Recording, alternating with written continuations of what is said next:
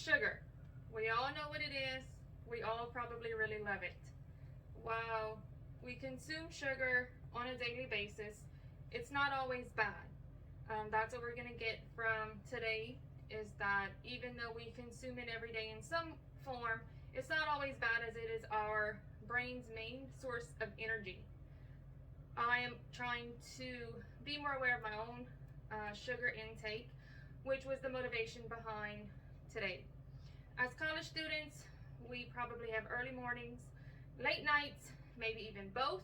So we want to reach for sugar. Maybe that sugar is in the form of an energy drink such as Red Bull. Well, Red Bull contains 6.5 teaspoons of sugar in one little can of Red Bull. The American Heart Association did a study in 2023 that says beverages are the leading category source of added sugars, 47% to be exact. Now, foods or drinks that we may not think of actually have sugar in them, such as milk. Milk contains 1 teaspoon of sugar called lactose. Vegetables and fruits also contain sugar, but they're not as bad for us because they're natural sugars. Thankfully now, manufacturers are required to put labels on food items so that we have more awareness of how much sugar is actually in the product. So you may be asking, well, how much sugar is too much sugar? Well, it's recommended that men have no more than 9 teaspoons of sugar. Women, 6 teaspoons of sugar. Now, if you remember, the Red Bull was 6.5. So ladies, we're over. Men, you're just about over. You don't have much room left for more sugar. Your Body on Sugar, which is a book published in 2020, says that fruits typically also have lots of fiber. So we can get sugar from fruits, and because our body does not digest fiber, it slows down the digestion process of the sugar, thus making the sugar not as harmful to our bodies. Now, that's not to be confused with fruit juice.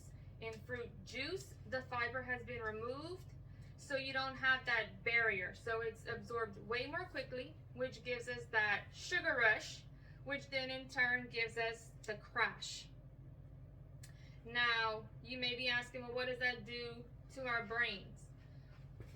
Harvard Medical did a study in 2016 titled Sugar in the Brain, and it says that because the brain is so rich in nerve cells or neurons, it is the most energy demanding organ, using half of all the sugar in the body.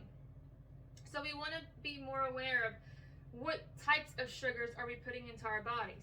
The processed sugar we're going to absorb quickly, and we're going to want more of it. You're going to train your brain to want more of it because it's going to use it more quickly.